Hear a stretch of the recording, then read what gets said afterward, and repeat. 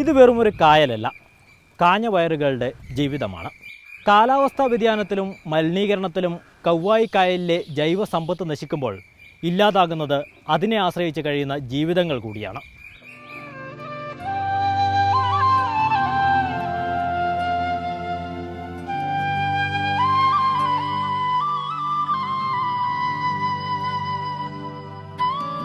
വെള്ളമില്ലാതെ ജീവന് നിലനിൽപ്പില്ല.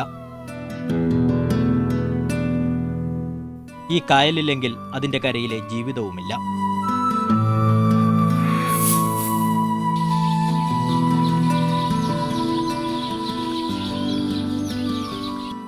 കേരളത്തിലെ കായലുകളിൽ വലിപ്പം കൊണ്ട് 3-ാം സ്ഥാനമാണ് കവ്വായിക്ക്.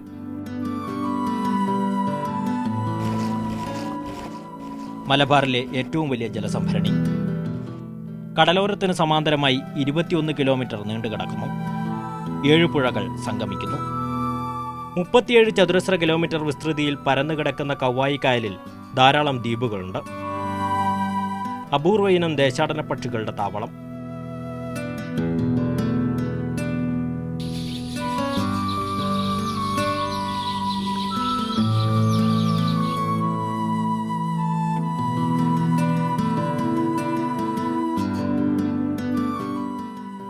കണ്ടൽ ചെടികളുടെ ഈറ്റില്ലമായ കായൽ. കുഞ്ഞുമംഗലത്തെ നീർത്തടങ്ങളും കുണിയൻ, ചെമ്പല്ലിക്കുണ്ട് പക്ഷിസങ്കേതങ്ങളും കവ്വായിയുടെ മാത്രം സ്വത്ത്. പെരുമ്പ, കവ്വായി, രാമപുരം എന്നീ നദികൾ ഈ കായലിലാണ് പതിക്കുന്നത്. മാടക്കൽ, ഇടയിലക്കാട്, വടക്കേക്കാട് തുടങ്ങിയ തുരുത്തുകൾ കവ്വായിയുടെ കരുത്തായി നിൽക്കുന്നു. കയ്യേറ്റവും മണൽവാരലുമാണ് ആദ്യം കായലിനെ തകർത്തത്. വടക്ക് നീലേശ്വരം മുതൽ തെക്ക് ചെമ്പല്ലിക്കുണ്ട് വരെ 40 കിലോമീറ്റർ നീണ്ട കായലിന്റെ ജൈവസമ്പത്തിന് മുറിവേൽക്കപ്പെട്ടു. ചകിരിച്ചോറിട്ട് നികത്തിയും കരിങ്കല്ലുകൊണ്ട് കെട്ടിയും സ്വാഭാവിക തീരം നഷ്ടപ്പെട്ടു. ഇതിൻ്റെ ഓരത്ത് സമൃദ്ധമായി വളർന്നിരുന്ന ഒരുപാട് കണ്ടൽ ചെടികൾ ഇല്ലാതായി. അവിടെയൊക്കെ കരിങ്കൽ ഭിത്തികൾ വന്നപ്പോൾ അല്ലെങ്കിൽ ചകിരിച്ചോറിട്ട് നികത്തിയപ്പോൾ പുഴയിലെ വലുപ്പത്തിൽ കുറവ് വന്നു. അത് സാരമായിട്ട് ഇതിലെ ജീവജാലങ്ങളെ ബാധിച്ചു. പതിയെ പതിയെ കായലിൻ്റെ ജൈവവൈവിധ്യം നശിച്ചുകൊണ്ടിരുന്നു. സൂക്ഷ്മജീവികൾ ഇല്ലാതായി. ജീവജാലങ്ങൾ ചത്തൊടുങ്ങി. സമീപത്തെ കിണറുകളിൽ പോലും നിറവ്യത്യാസം കണ്ടു. കിണർ വെള്ളം കുടിക്കാൻ പറ്റാതായി. പഴയ തലമുറ കണ്ട കവ്വായി കായലിലെ മീനുകൾ പഴങ്കഥയായി. നൈട്രേറ്റിൻ്റെ അംശമൊക്കെ ഇതിൽ ധാരാളമായി കൂടിയിരിക്കുകയാണ്. അത് നമ്മുടെ ഇതിൻ്റെ തൊട്ടപ്പുറത്തുള്ള വയലുകളിലും കൃഷിയിടങ്ങളിലും നാം ഉപയോഗിക്കുന്ന രാസവസ്തുക്കൾ, അത് വളമായാലും കീടനാശിനിയായാലും ജലത്തിലൂടെ ഇതിൻ്റെ കൈവഴികളിലൂടെ ഇതിൽ ചെന്നെത്തുകയും ഇതിലെ ജലത്തിൻ്റെ ഘടനയിൽ മാറ്റം വരികയും ഇതിൽ ഉള്ള സൂക്ഷ്മജീവികൾ പലതും ഇന്ന് ഇല്ലാതായിക്കൊണ്ടിരിക്കുകയാണ്. തകർന്ന പാലത്തിൻ്റെ അവശിഷ്ടങ്ങളിൽ നിന്നും കായലിൽ പരന്ന ഇരുമ്പുകറയും അനിയന്ത്രിതമായി വളർന്ന പായലും ജീവജാലങ്ങളെ ശ്വാസം മുട്ടിച്ചു. Centre for Water Resources Development and മാനേജ്മെന്റും സെൻട്രൽ മറൈൻ ഫിഷറീസ് റിസർച്ച് ഇൻസ്റ്റിറ്റ്യൂട്ടുമാണ് കവ്വായി കായലിൽ പഠനം നടത്തിയത്. എൻഡോസൾഫാൻ കീടനാശിനിയുടെ അംശം കവ്വായിയിലെ ജലത്തിൽ CWRDM കണ്ടെത്തി. കീടനാശിനിയുടെ അംശം എങ്ങനെ ജലത്തിൽ വന്നു എന്ന അന്വേഷണം കവ്വായിയുടെ പ്രധാന ജലസ്രോതസ്സായ ചീമേനിക്കുന്നുകളിലാണ് ചെന്നെത്തിയത്. ചീമേനിക്കുന്നുകളിൽ പ്ലാന്റേഷൻ കോർപ്പറേഷന്റെ ഹെക്ടർ കണക്കിന് കശുമാവിൻ തോട്ടമുണ്ട്. അവിടെ വർഷങ്ങളോളം എൻഡോസൾഫാൻ കീടനാശിനി ഹെലികോപ്റ്ററിലൂടെ തളിച്ചിരുന്നു. അതിൻ്റെ അംശമാണ് കാലങ്ങൾക്കിപ്പുറവും കവ്വായി കായലിൽ കാണുന്നത്. മലിനീകരണവും താപനിലയിലെ മാറ്റവും കായലിനെ തളർത്തി. വെള്ളത്തിൻ്റെ ചൂട് കൂടുന്നു പറഞ്ഞു കഴിഞ്ഞാൽ ഇതിൻ്റെ പല ലെവലുകളിലായിരിക്കും ജീവജാലങ്ങൾ ഉണ്ടാകുന്നത്.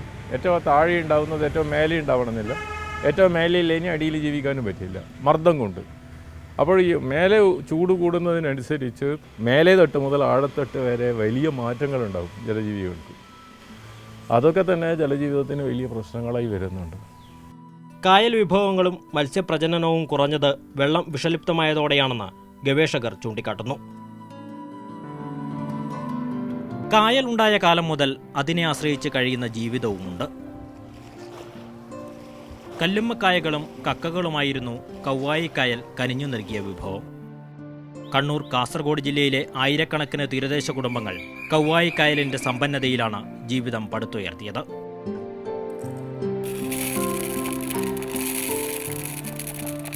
ഭക്ഷണത്തിനും വിദ്യാഭ്യാസത്തിനും സൂക്ഷിപ്പിനുമുള്ള വരുമാനം കായൽ തന്നുകൊണ്ടിരുന്നു. കൗവായിയിലെ കല്ലുമ്മക്കായ കൃഷിക്ക് മറ്റിടത്തേക്കാൾ വിളവ് കിട്ടി. രുചിക്കും ഗുണമേന്മയ്ക്കും പേരുകേട്ടതോടെ ആവശ്യക്കാർ കൂടി. കൂടുതൽ ആളുകൾ കല്ലുമ്മക്കായ കൃഷിയിലേക്ക് തിരിഞ്ഞു. സംസ്ഥാനത്തെ കല്ലുമ്മക്കായ ഉൽപ്പാദനത്തിൽ 70% ഈ കായലിൽ നിന്നായിരുന്നു. തൃക്കരിപ്പൂർ, വലിയപറമ്പ്, പടന്ന, ചെറുവത്തൂർ പഞ്ചായത്തുകളിലെ കുടുംബങ്ങളുടെ പ്രധാന ഉപജീവന മാർഗം. കാസർഗോഡൻ കല്ലുമ്മക്കായയ്ക്ക് യൂറോപ്യൻ രാജ്യങ്ങളിലും വിപണി കിട്ടി. കുടുംബശ്രീ യൂണിറ്റുകൾ, പുരുഷ സ്വയം സഹായ സംഘങ്ങൾ എന്നിവയുടെ കീഴിലും ഒറ്റയ്ക്കും കൃഷി വ്യാപിച്ചു. ഉപ്പുവെള്ളത്തിലെ പ്ലവകങ്ങളാണ് കല്ലുമ്മക്കായയുടെ ഭക്ഷണം. ലവണാംശമേറിയ ഊരുജലം കല്ലുമ്മക്കായയ്ക്ക് അനുയോജ്യമായിരുന്നു. പച്ചയും കറുപ്പും കലർന്ന പുറന്തോടുള്ള കല്ലുമ്മക്കായകളാണ് കായലിൽ വളർന്നത്. മുള കൊണ്ടുള്ള പ്രത്യേക തട്ടൊരുക്കിയാണ് കല്ലുമ്മക്കായ കൃഷി നടത്തുക. 21 കുറ്റുമുള, 16 മുള, കയർ എന്നിവയാണ് ഒരു തട്ടൊരുക്കാൻ വേണ്ടത്. 2 അടി നീളത്തിൽ മുറിച്ചെടുത്ത കമ്പക്കയറിൽ കല്ലുമ്മക്കായ വിത്തുകൾ തുണിയിൽ പൊതിഞ്ഞു കെട്ടും. മുളയുടെ തട്ടിൽ ബന്ധിപ്പിച്ച് അത് കായലിൽ താഴ്ത്തിവെക്കും. വല പോലെയുള്ള പ്രത്യേക തുണിയാണ് ഇതിനുപയോഗിക്കുന്നത്. കായലിലിറക്കി ഒരാഴ്ചക്കകം തന്നെ ഈ തുണികൾ നശിക്കുകയും കല്ലുമ്മക്കായ വിത്തുകൾ കമ്പക്കയറിനോട് ചേർന്ന് വളർന്നു തുടങ്ങുകയും ചെയ്യും. 4 മാസം കഴിയുമ്പോഴാണ് വിളവെടുപ്പ്. കാലാവസ്ഥയിലെ മാറ്റം കഴിഞ്ഞ കുറേ വർഷങ്ങളായി വിളവിനെ ബാധിച്ചുവെന്ന് കർഷകർ പറയുന്നു. കാലം തെറ്റിയെത്തുന്ന മഴയും കായലിലെ ഉപ്പിന്റെ വ്യതിയാനവും മൂലം കല്ലുമ്മക്കായ പിളർന്നു നശിക്കുകയാണ്. കല്ലുമ്മക്കായക്കുള്ളിൽ മാംസം രൂപപ്പെടുന്നതിന് മുൻപാണ് വാ പിളർന്ന് നശിക്കുന്നത്. കനത്ത ചൂടിൽ രോഗബാധയും ഉണ്ടാകുന്നു. കഴിഞ്ഞ സീസണിൽ കൃഷി ഇറക്കിയവരുടെ കഥ കേൾക്കുക.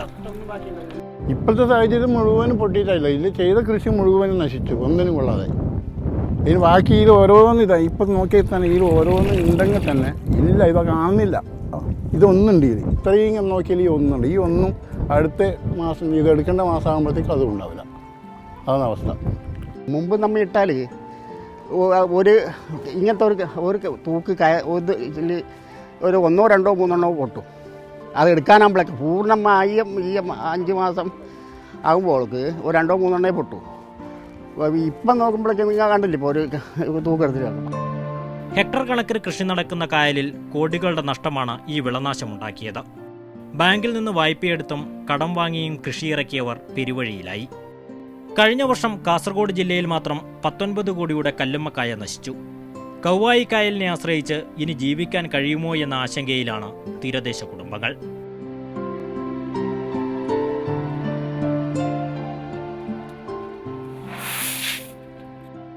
കൗവായിലെ ജലത്തിൽ സ്വാഭാവികമായി വളർന്ന കക്കകളായിരുന്നു മറ്റൊരു കായൽ വിഭവം.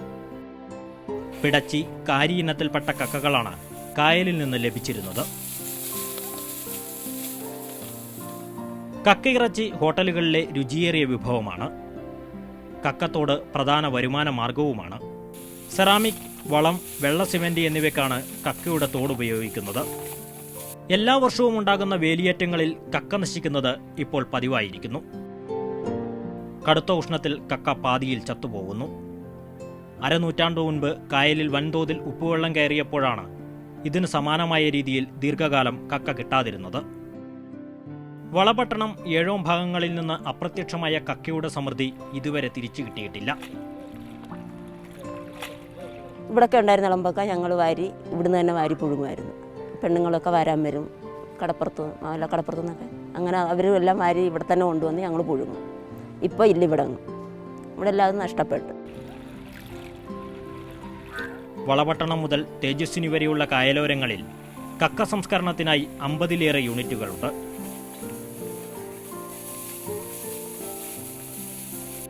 വീടുകളിലെത്തി കക്ക വിൽക്കുന്നവരും അനവധിയാണ്. കക്ക കിട്ടാതായതോടെ ഈ യൂണിറ്റുകൾ ഇനി എത്ര നാളെന്നറിയില്ല. ഒരു കായൽ നശിക്കുമ്പോൾ ഒരുപാട് ജീവിതങ്ങൾ എങ്ങനെ പ്രതിസന്ധിയിലാകുന്നു എന്നതിൻ്റെ നേർചിത്രമാണ് കൗവായി തരുന്നത്. പ്രകൃതിയുടെ ജൈവസമ്പത്ത് ഇല്ലാതാകുമ്പോൾ മനുഷ്യൻ്റെ പരമ്പരാഗത ഉപജീവന മാർഗം തന്നെ നഷ്ടമാകുന്നു. കൗവായിൽ നിന്ന് ക്യാമറമാൻ ഷാജു ചന്തപുരയ്ക്കൊപ്പം EV ഉണ്ണികൃഷ്ണൻ, മാതൃഭൂമി ന്യൂസ്.